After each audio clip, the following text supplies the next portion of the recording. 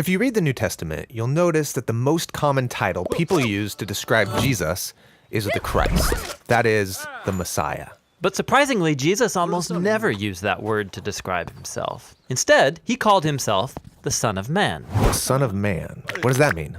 Well, the phrase comes from an important chapter in the book of Daniel in the Old Testament. Daniel was an Israelite prisoner of war who was forced to live in the empire of Babylon and work for the prideful, violent king who destroyed his home. That sounds horrible. And while he was living and working in Babylon, Daniel had this crazy prophetic dream. You ready for it? I'm ready. He saw 4 beasts crawling out of a dark sea, hybrid monster-like animals, each scarier than the one before. And the 4th beast is so mutant, there's nothing to compare it to. And it's violent, leaving death and destruction in its wake. What in the world is this about? Well, he's told that these beasts symbolize violent, prideful kings and their empires. Oh, like the one Daniel's enslaved to. Yeah, and these creatures might seem random to you, but these images are developing an important biblical theme.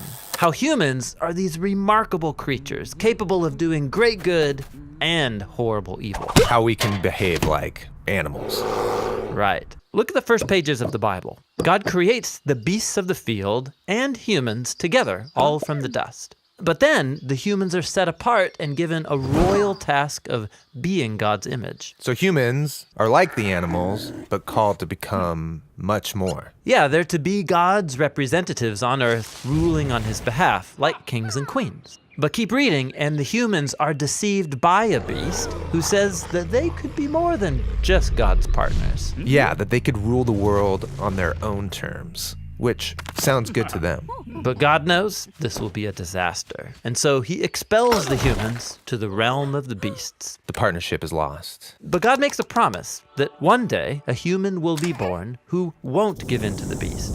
Rather, he'll overcome and strike the beast while being struck by it. Okay, so for the rest of the biblical story, we're waiting for that human. But instead, in story after story, we find people acting like beasts. Yeah, like in the next story about Cain, who's jealous and angry at his brother Abel. God warns Cain that he's facing a beastly urge called sin, a dark, mysterious kind of evil that consumes humans. But God says that Cain can rule the beast if he chooses. But he doesn't rule the beast. He lets this urge devour him, and he becomes a beast. And then after this, Cain's children spread their animal-like violence, and it leads to the founding of a whole civilization known for its beastly pride, the city of Babylon. Okay, Babylon. So fast forward, this is where Daniel is enslaved, having this bizarro dream. Exactly. Now, watch what happens next in Daniel's dream. He sees into God's throne room where a court is set up, and God condemns the beast to destruction. That's great. And then Daniel sees that there's actually more than one divine throne. Oh, right, the throne that humanity left behind. Right. There hasn't been a human who's able to overcome the beast and rule alongside God until now. Daniel sees a figure called the Son of Man, which means a human. And he rides on a cloud up into God's presence and then sits down on the divine throne to rule the world. The partnership's renewed. Yes, and even more. All humanity worships and serves this Son of Man alongside God. Oh, worship? So this is no ordinary human. This is like a God human. Exactly. And so now you can see why Jesus of Nazareth, when he came onto the scene centuries later, chose this title, the Son of Man, for himself. He was claiming to be that truly human one on a mission to confront the beast. He was tempted to seize power on the beast's terms. But unlike every human before him, Jesus resisted the urge. And then he went about banishing the beast from people's lives, and he was teaching people how to rule the beast instead of being ruled by it. Okay, so how do you rule the beast? Well, Jesus did it by giving up his life. Wait, rule the beast by dying?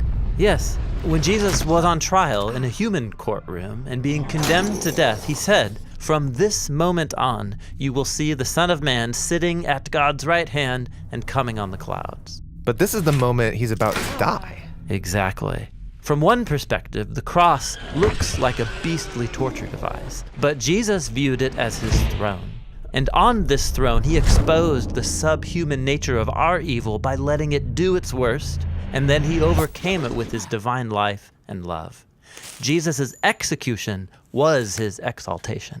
So Jesus is the first human to overcome the beast. And as a result, he can partner with God to rule the world. And so now, Jesus is summoning a new humanity into existence, one that can overcome the beast in the same paradoxical way.